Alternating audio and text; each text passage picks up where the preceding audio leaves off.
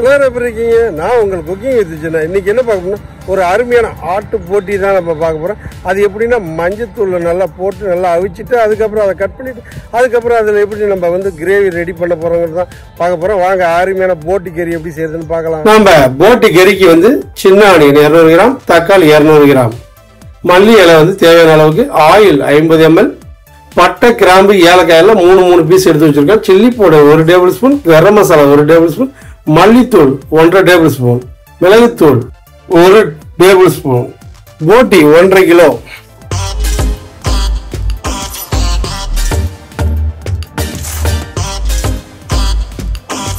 அடுப்பை பற்ற வச்சுக்க வேண்டியதான். அதில் வானலை வச்சு நம்ம ஆயில் ஊற்றிக்கலாம். பட்டை கிராம்பு ஏலக்காய் பிரியாணி இலை வந்து போட்டுட்டு சோம்பு வந்து ஒரு டீஸ்பூன் போட்டு நம்ம சின்ன வெங்காயத்தை வந்து லைட்டாக மிக்சியில் கிரஷ் பண்ணி அதையும் போட்டு நல்லா ஃப்ரை பண்ணிக்கலாம். அது கூட பச்சை மிளகாய் 3 அதையும் சேர்த்து ஃப்ரை பண்ணிட்டு கரி லீவ்ஸ் ஒரு 10 பீஸ், இஞ்சி பூண்டு பேஸ்ட் ஒரு 50 ml எல்லாத்தையும் சேர்த்து நல்லா ஃப்ரை பண்ணிக்கலாம்.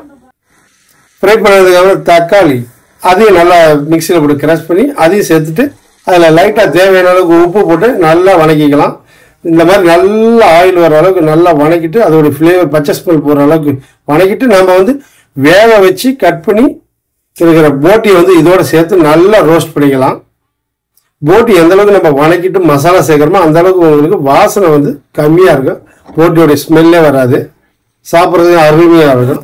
பாருங்க நல்லா ஆயிடுச்சு. அதுக்கப்புறம் வந்து நம்ம மஞ்சத்தூள் 1 டீஸ்பூன் அளவு போட்டு மிக்ஸ் பண்ணிட்டு நம்ம மசாலா எல்லாத்தையும் சேர்த்துக்கலாம். Chilli powder, garam masala, coriander powder எல்லாத்தையும் சேர்த்து நல்லா ரோஸ்ட் பண்ணிட்டு தண்ணி தேவையான அளவுக்கு ஊற்றி கொதிக்க விட்டு நல்லா வேக வச்சுட்டு நம்ம இதை வந்து தோசைக்கு தான் சாப்பிட போகிறோம்.